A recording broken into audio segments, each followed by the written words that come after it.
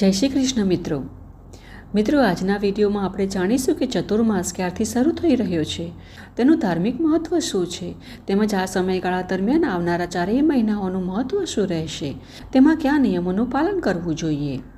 તેથી વિડીયો અંત સુધી જરૂર જોતા રહેજો ને માહિતી સારી લાગે તો લાઇક કરજો ને તમારા મિત્ર અને પરિવારમાં પણ શેર કરજો।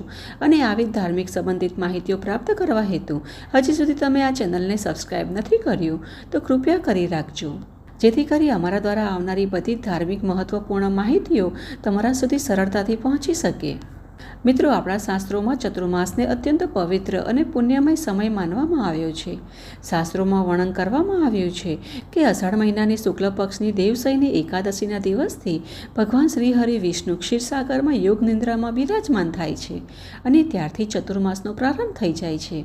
ચતુર્માસનું મહાત્મ્ય સમજાતા સ્કંદ પુરાણમાં બ્રહ્માજીએ કહ્યું છે કે ભગવાન શ્રી હરિ જ્યારે યોગ નિંદ્રામાં લીન થાય છે ત્યારે આ સમયગાળા દરમિયાન ભગવાનની પ્રસન્નતા માટે જે પણ નિયમોનું પાલન કરવામાં આવે તેનું અનંત ગણું ફળ પ્રાપ્ત થાય છે।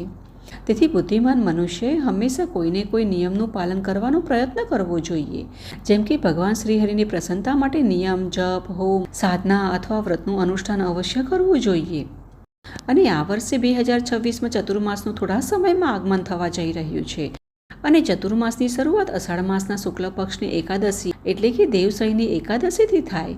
આથી પહેલાં એ જાણી લઈએ કે દેવશયની એકાદશી ક્યારે આવી રહી છે। તો આ વર્ષે દેવશયની એકાદશી તિથિની શરૂઆત થઈ રહી છે 24 જુલાઈ 2026ના રોજ સવારે 9:12 અને તિથિ સમાપ્ત થશે 25 જુલાઈ 2026ના રોજ સવારે 11:34। આથી શયન એકાદશીનું પાલન 25 જુલાઈ 2026 શનિવારના દિવસે કરવાનું રહેશે। તેથી આ દિવસથી ચતુર્માસનો પ્રારંભ થશે અને આ દિવસે બ્રહ્મ મુહૂર્તનો સમય સવારે 4:40 થી 5:23 સુધી રહેશે અને પ્રાતઃકાલીન પૂજાનો સમય 5:01 થી 6:06 સુધી રહેશે। તેમાં સૂર્યોદય થશે 6:06 અને સૂર્યાસ્તનો સમય છે 7:22 અને ચતુર્માસનું સમાપન કાર્તિક શુક્લ એકાદશી એટલે કે દેવ ઉઠની એકાદશીના દિવસે થાય છે, જે 21 નવેમ્બર 2026 શનિવારના દિવસે આવી રહી છે। ચતુર્માસનું સમાપન 21 નવેમ્બર શનિવારે થશે।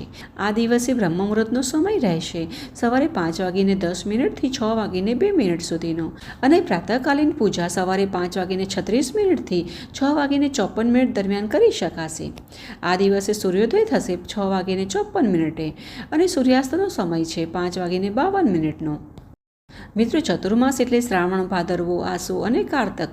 આ 4 મહિના દરમિયાન ભગવાન યોગ નિંદ્રામાં લીન હોય છે ને આ 4 માસ વર્ષા ઋતુમાં આવતા હોવાથી આરોગ્યની દ્રષ્ટિએ પણ ખૂબ જ મહત્ત્વ ધરાવે છે। તેથી આ 4 માસ દરમિયાન ભગવાનની ભક્તિ, પૂજા અર્ચના સાથે વ્રત ઉપવાસનું પાલન પણ કરવું જોઈએ, કારણ કે ઉપવાસથી આરોગ્યને પણ લાભ થાય છે।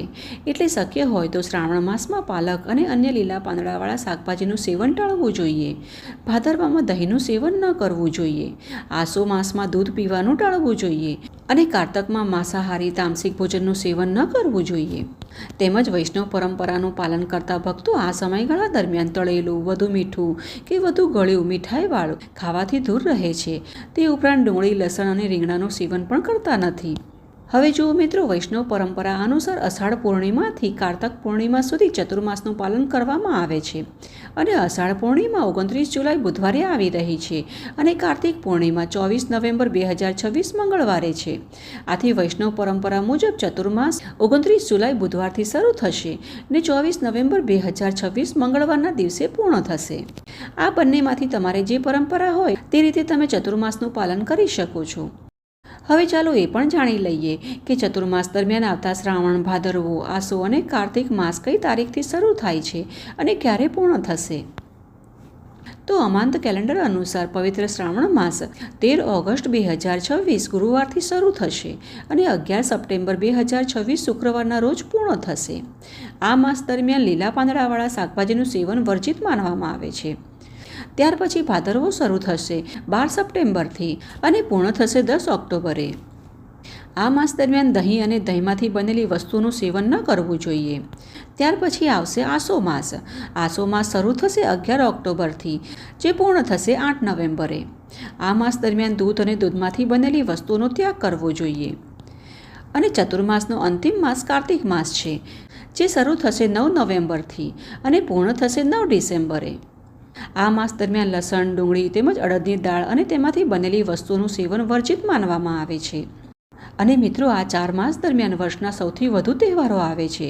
ચતુર્માસ દરમિયાન નાગપંચમી, રક્ષાબંધન, જન્માષ્ટમી, ગણેશ ચતુર્થી, શારદીય નવરાત્રિ, દશેરા, દિવાળી સહિતના અનેક પવિત્ર પર્વો ઉજવવામાં આવે છે. અષાઢી પૂનમના દિવસે ગુરુ પૂર્ણિમા ઉજવાય છે, જે ગુરુઓ પ્રત્યે શ્રદ્ધા અને સન્માન વ્યક્ત કરવાનો પર્વ છે. શ્રાવણ પૂર્ણિમાના દિવસે રક્ષાબંધન ઉજવાય છે, જેમાં બહેનો પોતાના ભાઈઓને રાખડી બાંધીને તેમના સુખ, સમૃદ્ધિ અને રક્ષણ માટે પ્રાર્થના કરે છે.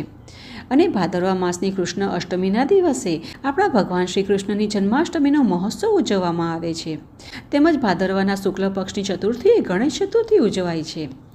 અને આસો માસના શુક્લ પક્ષની પ્રતિપદાથી 9મી સુધી શારદીય નવરાત્રિ ઉજવવામાં આવે છે, જેમાં મા દુર્ગાના 9 સ્વરૂપોની ઉપાસના કરાય છે. ત્યારબાદ શુક્લ દશમીના દિવસે વિજયાદશમી ઉજવાય છે, જે દશેરા કહેવાય છે. અને કાર્તિક અમાસના દિવસે દિવાળી ઉજવાય છે, જેમાં મા લક્ષ્મીની વિશેષ પૂજા કરાય છે. અને અંતે કાર્તિક શુક્લ એકાદશીના દિવસે દેવઉઠની એકાદશી ઉજવાય છે. આ દિવસે ભગવાન શ્રી હરિ વિષ્ણુ યોગ નિંદ્રામાંથી જાગે છે અને ચતુર્માસનું સમાપન થાય છે. આ ઉપરાંત પણ ચતુર્માસ દરમિયાન હરિયાળી તીજ, નાગપંચમી, રાધાષ્ટમી અને પિતૃપક્ષ જેવા અનેક વ્રતો અને ધાર્મિક અનુષ્ઠાનો પણ આવે છે, જેનું પાલન ભક્તિભાવપૂર્વક કરાય છે. તો મિત્રો, આ હતી આજની અમારી ચતુર્માસ વિશેની સંપૂર્ણ માહિતી અને અમને આશા છે કે આ માહિતી તમને ઉપયોગી થશે. જો આ માહિતી તમને થોડી પણ ઉપયોગી લાગે તો કોમેન્ટ બોક્સમાં અમને જરૂરથી જણાવજો. ને ચાલો ફરી મળીએ આવી જ વૈદિક અને પ્રમાણભૂત માહિતીઓ સાથે. જય શ્રી કૃષ્ણ.